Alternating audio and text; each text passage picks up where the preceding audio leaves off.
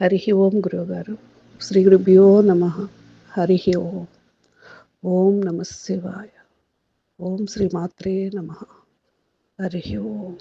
ముందుగా గురువుగారి పాదాలకు నా నమస్సుమాంజలి. గురువుగారు, మా ప్రయాణం, ఆధ్యాత్మిక ప్రయాణం అది 5 years నుంచి సాగుతుంది గురువుగారు.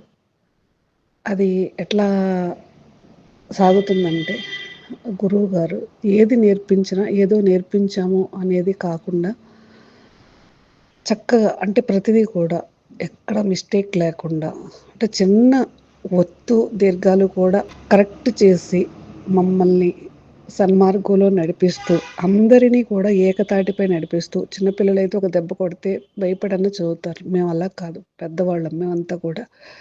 అయినప్పటికీ కూడా ఎన్నో బాధ్యతలు ఉన్నప్పటికీ కూడా బుజ్జగిస్తూ, అలాగే కోపం కావాలని వ్యక్తం చేస్తూ మమ్మల్ని అందరినీ కూడా సన్మార్గంలో నడిపించారు.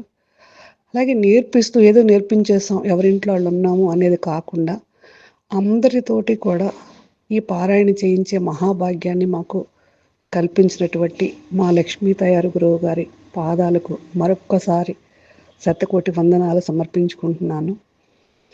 ఎందుకంటే అటువంటి మహద్భాగ్యం ఎందుకన్నానంటే, శ్రీశైల పుణ్యక్షేత్రంలో అంటే వెళ్తాం, దర్శనం చేసుకుంటాం, వస్తాం, అది మా భావన. అయితే స్వామివారు అమావాస్య రోజు, అమ్మవారు పౌర్ణమి రోజు అక్కడే ఉంటారని చెప్పారు. అదేవిధంగా ఎప్పుడు కూడా ఉంటారని చెప్పారు. ఆ భావనతోనే మేము శ్రీశైల పుణ్యక్షేత్రంలో అడుగుపెట్టాము. అంతా కూడా శివమయం చెప్పారు. అదే ఎక్కడ చూసినా సరే నాకైతే అదే భావన కలిగింది గురువుగారి దయ వల్ల. అయితే ఈ గురువుగారు చేసినటువంటి సంకల్పం ఏదైతే ఉందో అది యద్భావం తద్భవతి అన్నట్టుగానే, మేము నమ్మిన విధంగానే, గురువుగారు చెప్పిన విధంగానే ఉన్నది.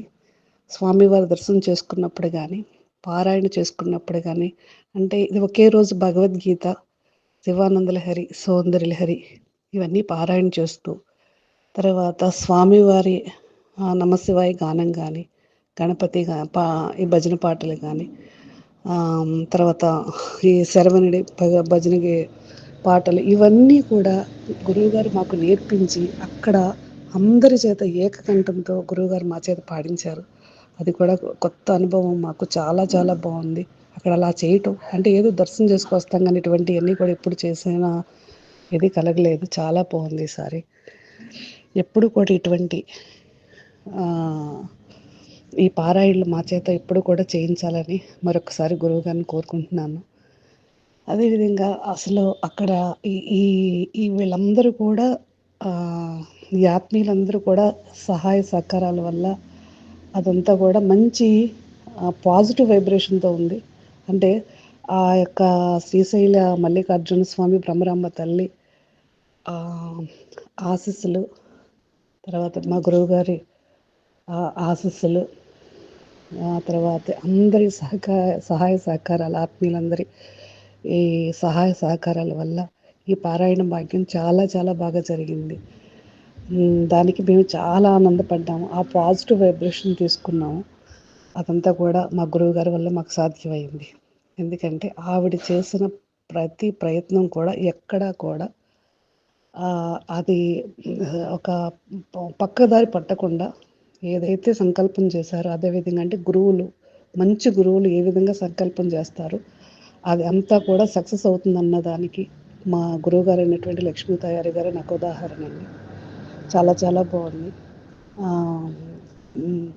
తర్వాత వారి కుమారులు అయినటువంటి రవితేజ బాబు గారు కానీ, శ్రావణి లలిత గారు కానీ చాలా చాలా వాళ్ళ ప్రోత్సాహంతో రూమ్స్ కానీ, ఈ టిఫిన్స్ కానీ, భోజనాలు కానీ, ఈ అరేంజ్మెంట్స్ అంటూ కూడా బాగా జరిగింది.